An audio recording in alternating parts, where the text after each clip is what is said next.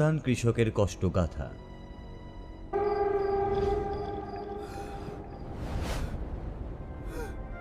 কিছু বছর আগের কথা। গ্রামের একদম পূর্ব প্রান্তে একচালা ঘরে বাস করত শিবরাম আর তার স্ত্রী চন্দ্রমুখী। নিঃসন্তান কৃষক দম্পতির ঘরে অভাব অনটন ছিল নিত্য সঙ্গী। সম্পত্তি বলতে এই বাড়ির সামনে কিছু জমি জায়গা আর বিঘে কয়েক চাষের জমি। শিবরামের বয়স 40-এর কাছাকাছি, তার বউয়ের বয়স 35। স্বামী স্ত্রী দুজনেই কাঁধে কাঁধ মিলিয়ে জমিতে চাষের কাজ করত, কিন্তু তাও লাভের থেকে লোকসানি হতো বেশি। টাকা পয়সাও বেশি ছিল না যে ভালো বীজ সার কিনে জমিতে লাগাবে। নিঃসন্তান বলে তাদের স্বামী স্ত্রীকে গ্রামে এ রোড থেকে কথাও শুনতে হতো। এমনিতে শিবরামের বউ চন্দ্রমুখী বেশ সুশ্রী এবং বয়সোচিত যৌবনে ভরা। তাও যে কেন শিবরাম এখনো সন্তানের মুখ দেখল না, সেটাই যেন ছিল গ্রামের অধিকাংশ মেয়ে বউয়ের ভাবনার এবং আলোচনার একমাত্র বিষয়। শিবরাম ও চন্দ্রমুখী সেসব কথা খুব একটা গায়ে মাখত না। তাদের চেষ্টা ছিল নিজেদের অবস্থার উন্নতি করা। অভাব অনটনের মুখে পড়ে জর্জরিত হয়ে চন্দ্রমুখী একদিন তার স্বামীকে বলল, বলছি, তুমি ওই প্রফুল্ল মহাজনের কাছ থেকে কটা টাকা ধার নিয়ে ভালো বীজ সার কেনো না গো। কতদিন আর এইভাবে চলবে বলো?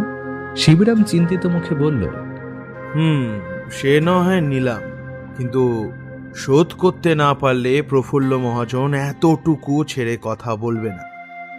ভিটে মাটি যা আছে সব দখল করে নেবে। প্রফুল্ল মহাজনকে তুমি চেনো না। এই তো সেবার হরির বাপ টাকা ধার নিল, শোধ দিতে পারলো না বলে হরিদের আম গাছ আর দুধের গরুখানা দখল করে নিল। সবই বুঝলাম, কিন্তু টাকা না নিলে যে দুজনকে এবারে না খেতে পেয়ে মরতে হবে। বলছি, শোনো না গো, দেখো ঠিক শোধ করতে পারবো আমরা। এবারের মতো ধার নেওয়া হোক, তুমি আমি একসঙ্গে খাটিয়ে। আমি বলছি তো, এইবারে ভালো চাষ হবে, দেখো একটিবার নাও না গো। চন্দ্রমুখী হাত রাখলো শিবরামের হাতে। একটা ভরসা ভরা ছোঁয়া পেয়ে মনে মনে অনেকটা সাহস পেল শিবরাম। স্ত্রীর কথা মতো পরদিনই শিবরাম গেল প্রফুল্ল মহাজনের বাড়ি। প্রফুল্ল মহাজনের সুদের কারবারই বেশ ভালোই রমরমিয়ে চলছে আজকাল। চড়াহারে সুদ দিচ্ছেন, আর শোধ করতে না পারলেই সব কেড়ে নিচ্ছেন। গ্রামের সব থেকে ধনবান ব্যক্তি এখন প্রফুল্ল মহাজন। শিবরামকে দেখেই মহাজন বললেন, কিরে শিব, কি ব্যাপার? শিবরাম কাঁচুমাচু মুখে বলল, আগে কথা বাবু, কিছু টাকা যদি ধার দেন, আসলে এই ভালো বীজ সার কিনে না জমিতে একটু চাষ করতে পারি। পাশ থেকে মহেশ বারুজ্জে বলে উঠল, শুধু ধার নিলেই তো হবে না বাবা, শোধও করতে হবে। আগে আগে আমি শোধ করে দেবো বাবু, আমি শোধ করে দেবো। ফসল উঠলেই আমি সব শোধ করে দেবো। বেশ বেশ, তবে ওখানে তারিখ দেওয়া আছে, পাশে টিপসই দিয়ে যা। 5 মাসের মধ্যে সুদে আসলে যা হবে তা নগদ যদি দিতে না পেরেছ বাছাধন, তাহলে আমার যেটা ইচ্ছা সেটাই কেড়ে আনবো, এই কিন্তু বলে রাখলাম আগে থেকে। শিবরাম ঘাড় নেড়ে সম্মতি জানাল। মহেশ বারুজ্জে পাশ থেকে বাঁকা হাসি হেসে বলল, যা ইচ্ছা তাই নেওয়া হবে, কিন্তু একদম লুটে বুটে নেওয়া হবে। গাটা রিরি করে উঠল শিবরামের। সে অশিক্ষিত হলেও অবোধ নয়। মহেশের এই কথার মানে সে ভালো করেই বুঝতে পেরেছে। কিছু না বলে টাকাটা নিয়ে সে বাড়ি থেকে বেরিয়ে আসতে যাচ্ছিল। এমন সময় দারোয়ান দিনু তার পথ আটকাল। কি শিবরাম বাবু, এখানে কি মনে করে? টাকা চাইতে নাকি? কিছু উত্তর না দিয়ে কেবল ঘাড় নাড়ল শিবরাম। দিনু আবার বলল, তো বেশি করে টাকা নিয়ে ভাগ চাষি রাখো, কদিন আর ওই বউটাকে মাঠে খাটিয়ে খাটিয়ে ওর শরীর নষ্ট করবে বলো? হাঁটুর ওপর কাপড় তুলে রোদে পা পুড়িয়ে আর 5টা মিন্সের সাথে তাল মিলিয়ে মাঠে চাষ করা কি আর অমন সুন্দর বউয়ের মানায়? দিনু, তোকে আমি ছোট ভাইয়ের মতো দেখি। তার মানে এই নয় যে তুই যা ইচ্ছা তাই বলবি, আর একটা উল্টো পাল্টা কথা বললে জিভ টেনে ছিঁড়ে ফেলবো। আরে যাও যাও, আগে প্রফুল্ল মহাজনের টাকাটা গিয়ে শোধ করো, সবার জিপ টেনে ছিঁড়তে আসবে। সালা হাতি ঘোড়া গেল তল, মশা বলে কত জল, ভিখারির জাত। পয়সা না থাকলে কি হবে, বড় বড় বাতেলা আছে সবার ভালোই। কিছু বলতে পারল না শিবরাম। অপমানটা গায়ে মেখে বাড়ি ফিরে এলো সে। টাকাটা হাতে পেয়ে মন দিয়ে স্বামী স্ত্রী মিলে চাষের কাজ শুরু করলো। মহাজন বাড়িতে অপমানের কথাটা সে চন্দ্রমুখীকে কিছু বললে না। হাটে গিয়ে ভালো বীজ সার কিনে আনলে, দিনে রাত কাজ করে জমিতে বীজ বুনলে। দেখতে দেখতে শিবরামের জমি ভরে উঠল সোনালী ফসলে। এটুকু সাফল্য হাগরে হাবাতে শিবরামের ঘরে আশার আলো ফোটাতে যথেষ্ট। এবারে সে টাকা সময়ের আগেই শোধ করতে পারবে। তারপর সে বুঝে নেবে ওই শয়তান দিনুকে। বেটা বড় লোকের ভিটেতে কাজ করে বলে নিজেকে যেন কি মনে করে। এদিকে শিবরামের সাফল্যের কথা যথারীতি প্রফুল্ল মহাজনের কানে গেল। নগদ টাকা হাতে পাওয়ার থেকেও টাকা না পেয়ে জোর জুলুম করে লোকের সম্পত্তি ছিনিয়ে নেওয়াটাই প্রফুল্লকে যেন বেশি আকৃষ্ট করত।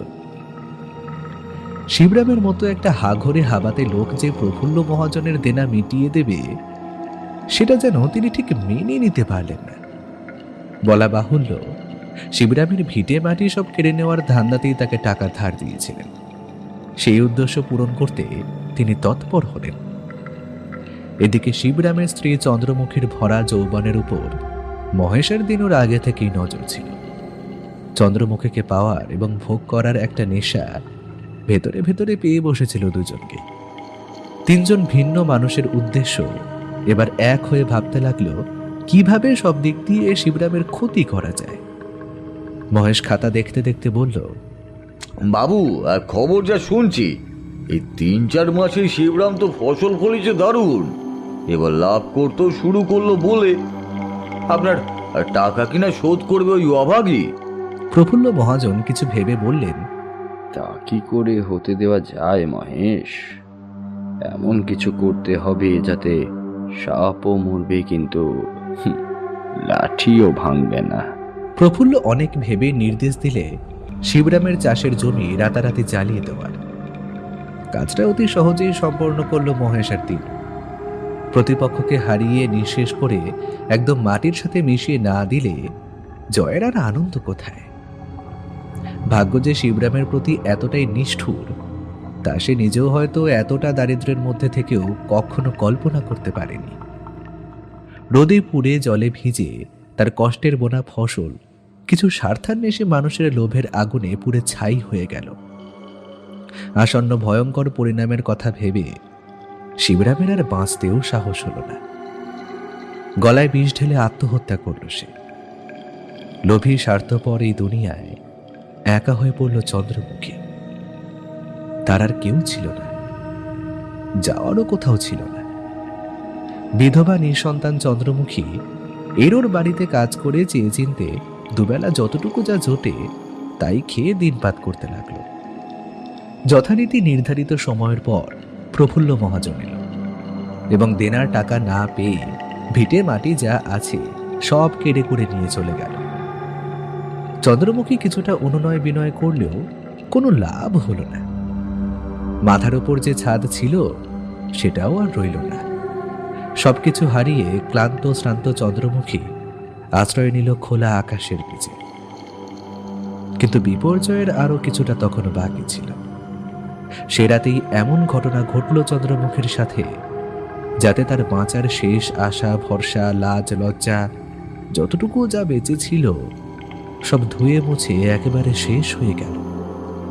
সাক্ষাৎ মানুষ রূপী দুটো পিশাচ মহেশ বাড়ুজ্জে আর দীননাথ ভূঁইয়া মদের নেশায় চুর হয়ে সেই রাতেই চেপে ধরল চন্দ্রমুখীকে। এতদিন ধরে চন্দ্রমুখীকে পাওয়ার যে কামনা বাসনা তারা দুজনের মনের মধ্যে পুষে রেখেছিল, সব আজ মিটিয়ে দেওয়ার সময় এসেছে।